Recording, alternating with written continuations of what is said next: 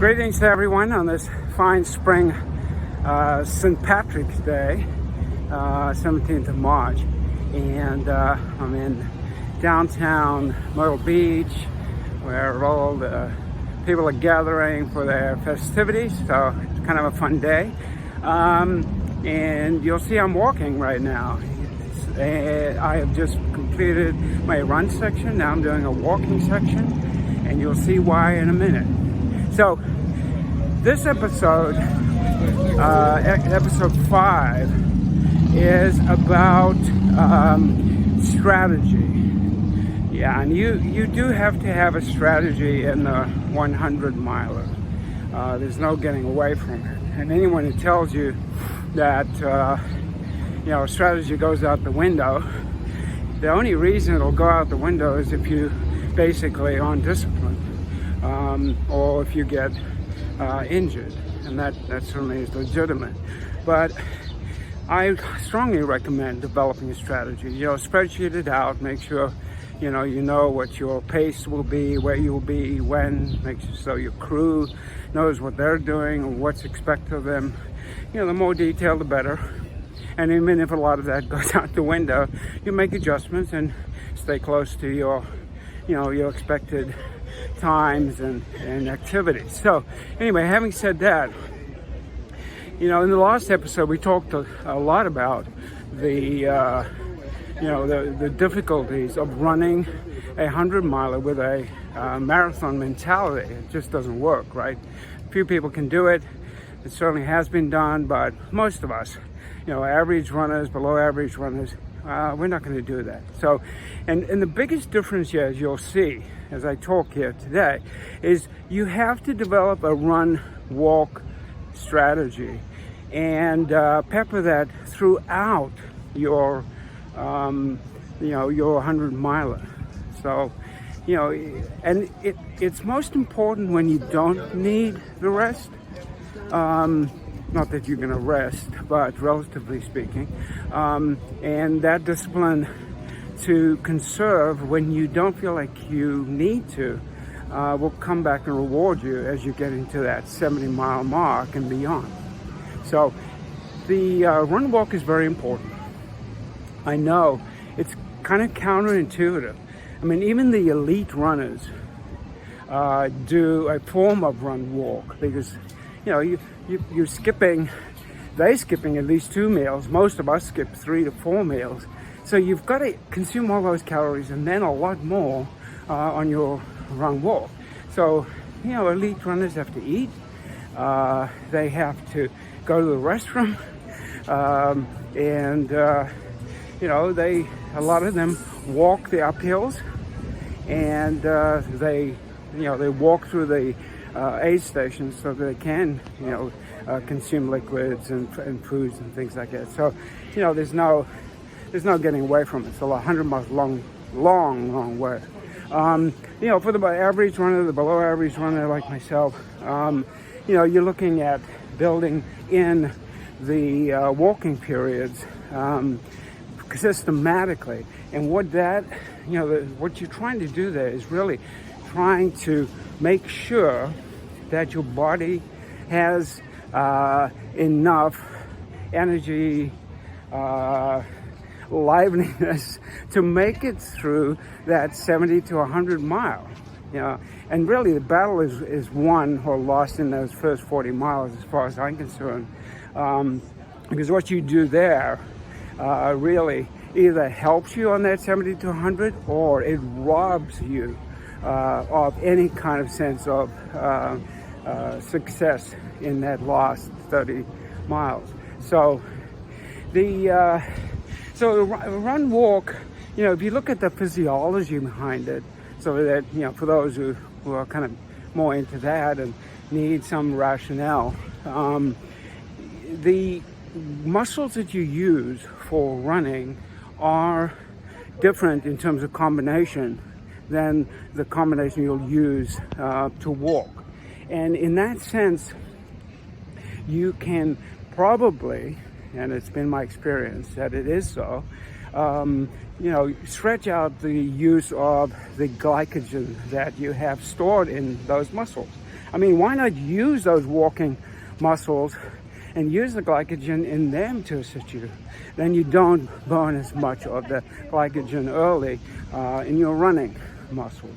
Now, you are going to burn through all of it, so we know that. But stretch it out. That's what the run walk does. If you're looking at the run walk, I can share with you my experience on the run walk. And so the first attempt, I've had 3 attempts, 2 successful, 1 not. And so the first one was not successful, and not surprisingly so. The biggest run I did before was a 35. I had a marathoner's mentality, went out too fast, and basically didn't have a plan. My plan was to just muscle through it and find a way to get there, run as far as I could, and then start running and shuffling and maybe doing a little walk until I could run again. And my thinking was I could find a way to get to the end. Well, it didn't.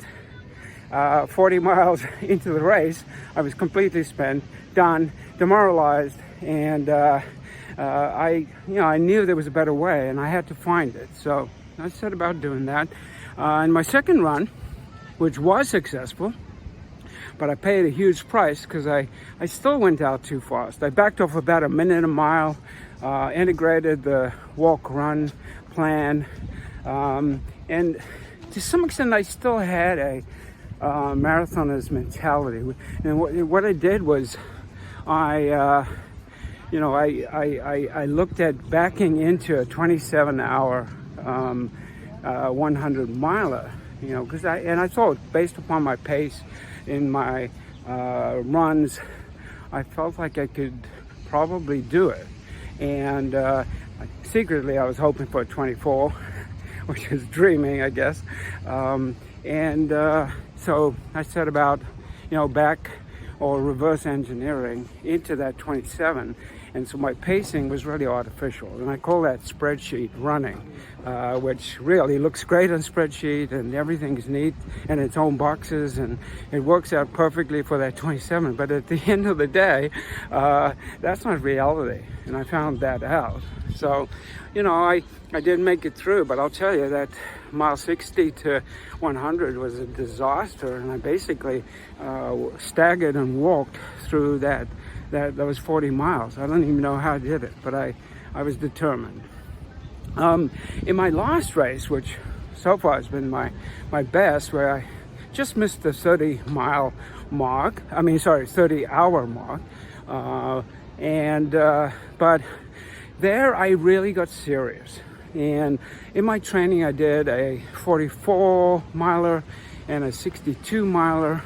And I used the times there, especially in the 62, to estimate my pacing for my running and walking mix in a way that I knew I had sustained. And I backed off a little bit from those paces.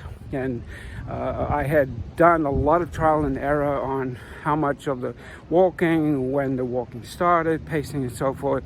And those were all reflected in my spreadsheet. So good news is I did finish, but I did struggle a lot from mile 82 to 100. Better than the previous one. So the plan in this next go around, this 100 at the end of the year, is that I'm going to back off another minute on my pace. And I'm going to tweak my ratios as well. In my first successful attempt, my ratio was 2.7 to 1.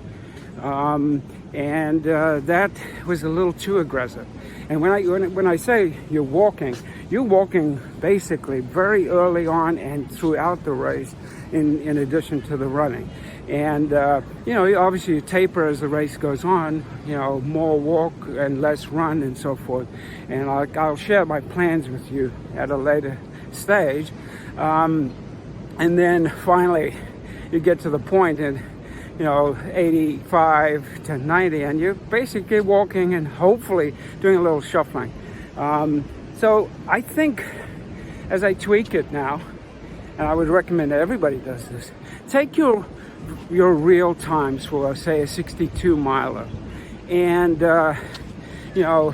having tested your walking strategy and your mix and your ratios and so forth, get them perfect for what will get you further in the race. And then back off just a slight bit, because obviously a 62 is not 100, just so that you have enough left at the end.